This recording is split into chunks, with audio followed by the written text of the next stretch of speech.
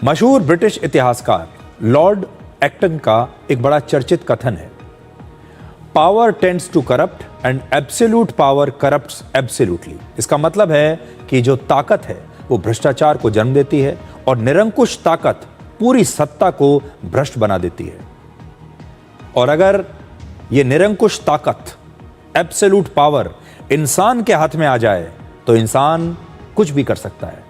लेकिन जब इंसान के हाथ में ताकत आती है तो इंसान जानते हैं सबसे पहले क्या करता है? वो सबसे पहले भ्रष्टाचार करता है।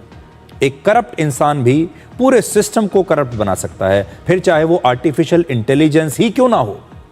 पिछले साल सितंबर में अल्बानिया ने भ्रष्टाचार रोकने के लिए दुनिया की पहली एआई मंत्री लॉन्च की थी अपने कैबिनेट में, और उसका नाम है Diella.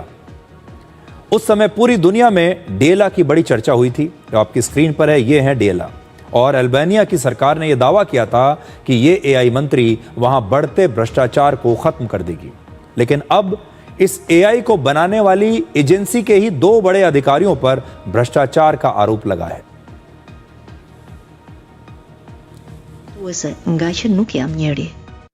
Kjo më ka lënduar.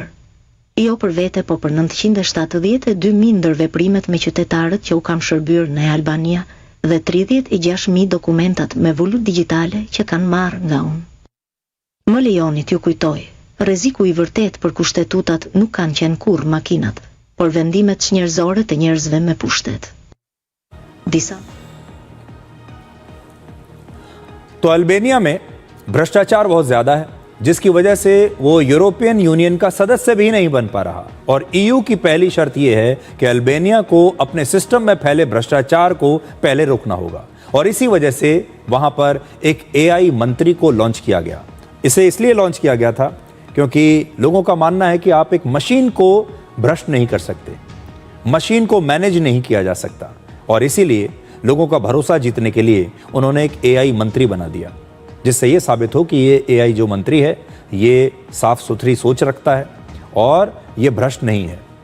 शुरुआत के कुछ महीनों में इसने भ्रष्टाचार रोकने में एक बड़ी भूमिका निभाई भी। कई ऐसे सरकारी टेंडर इसने पकड़े जिसमें भ्रष्टाचार था।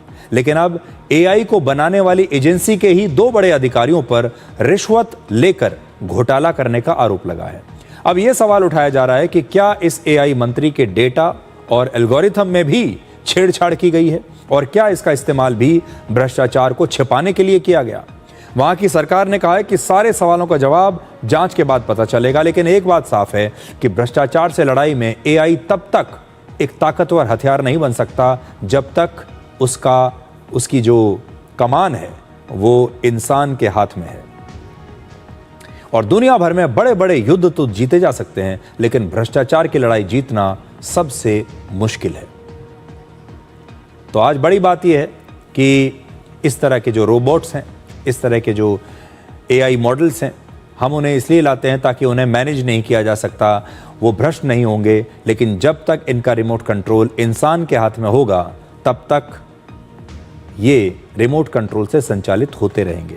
लेकिन उससे भी खतरनाक बात यह है कि जिस दिन ये आज़ाद हो गए और इंसान के हाथ से इनका रिमोट कंट्रोल चला गया, उस दिन शायद दुनिया इससे भी ज़्यादा खतरनाक हो जाएगी।